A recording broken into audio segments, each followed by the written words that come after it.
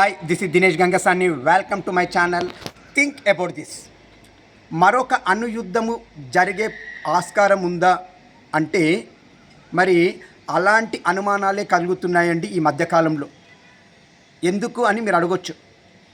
ఇక్కడ Russia Ukraine war మొదలయ్యి దగ్గర 2 సంవత్సరాలుగా దాటిపోయినా కూడా ఇంకా ఆ 2 దేశాల మధ్యలో గొడవలు అనేది ఇంకా సద్దుమణగలేదండి.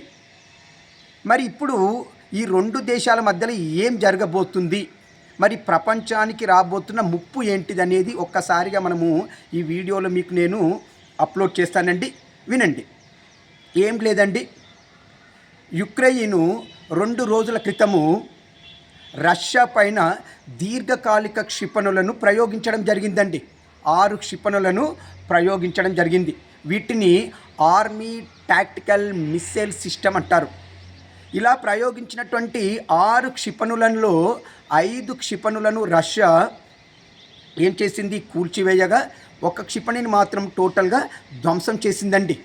అయితే ఇక్కడ రష్యా ఆరోపణ ఏంటంటే ఈ దీర్ఘకాలిక క్షిపణుల ప్రయోగము వెనుక అమెరికా ఉన్నది అనేది రష్యా యొక్క ప్రధాన ఆరోపణ. అమెరికా అనుమతితోనే యుక్రెయిన్ ఈ దీర్ఘకాలిక క్షిపణుల ప్రయోగాన్ని మన పైన జరిపింది అని చెప్పేసి భావిస్తున్నటువంటి పుతిన్ వెంటనే అత్యవసర పార్లమెంటు సమావేశాన్ని పరిచి ఇక్కడ ఒక బిల్లు మీద సంతకం చేశారండి. మరి ఆ బిల్లు ఏం లేదండి, అణ్వస్త్ర వినియోగానికి సంబంధించినటువంటి దస్త్రం పైన ఫైల్ పైన సంతకం చేయడం జరిగింది.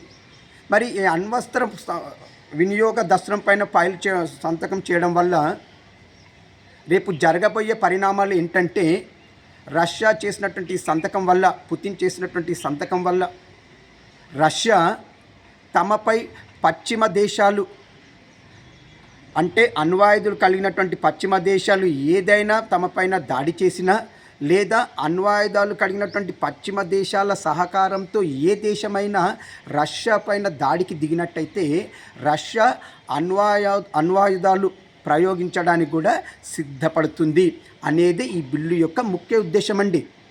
మరి ఇప్పుడు ఇదే జరిగితే కనుక మరి ప్రపంచము పెద్ద ముప్పును ఎదుర్కొనే సమస్య ఉంటుందండి మున్ముందు. ఆల్రెడీ మరి అనుమతి ఇచ్చారా లేదా అనేది ఇక్కడ ఒక అనుమానంగానే ఉందండి. మళ్ళీ అంటే అమెరికా విదేశాంగ అధికార ప్రతినిధి అయినటువంటి మాథ్యూ మిల్లర్ చెప్పిన దాని ప్రకారం ఏంటంటే మేము ఎలాంటి అనుమతులు ఇవ్వలేదు, మాకు సంబంధించినటువంటి ఎలాంటి ఇన్ఫర్మేషన్ లేదని చెప్పేసి తను చెప్తున్నాడు. కానీ ఏది ఏమైనా రష్యా యుక్రెయిన్ వార్ అనేది మున్ముందు అణ్వాయుధ యుద్ధాలకి దారితీసే ప్రమాదము లేకపోలేదు. సో ఇక్కడ ఒక్కటి మనం బాగా గుర్తుంచుకోవాలండి.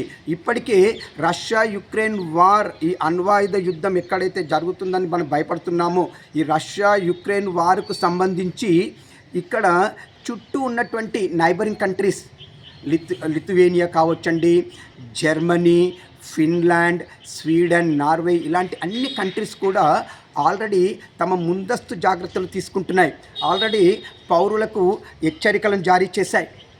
రేపు ఈ ప్రమాద గంటికలు ప్రపంచవ్యాప్తంగా మొదలవుతే అప్పుడు ప్రపంచవ్యాప్తంగా ప్రజలు చాలా సమస్యలు ఎదుర్కోవాల్సి వస్తుందండి.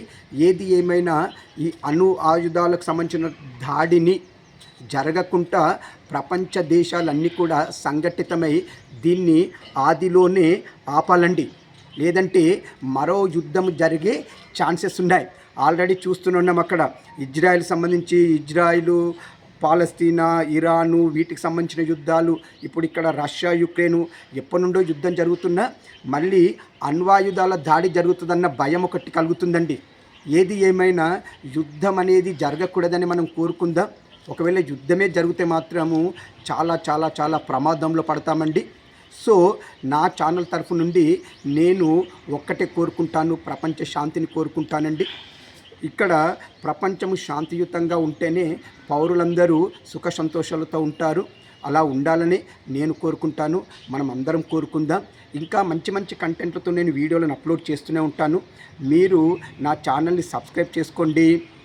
ఇంకా సబ్స్క్రైబ్ చేసుకునే వాళ్ళు ఉంటే సబ్స్క్రైబ్ చేసుకొని తెలిసిన వాళ్ళని సబ్స్క్రైబ్ చేసుకోమని చెప్పేసి ఎంకరేజ్ చేయండి. సబ్స్క్రైబ్ చేసుకున్న వాళ్ళు నా ఛానల్ని అప్పుడప్పుడు చూస్తుండండి. కొంతమంది సబ్స్క్రైబ్ చేసుకున్నారు కానీ వీడియోస్ చూడట్లేదండి. వీడియోలను చూడండి. కామెంట్ రూపంలో నాకు కామెంట్లు తెలియచేయండి. లైక్ చేయండి, షేర్ చేయండి. ఇట్లు మీ దినేష్ గంగ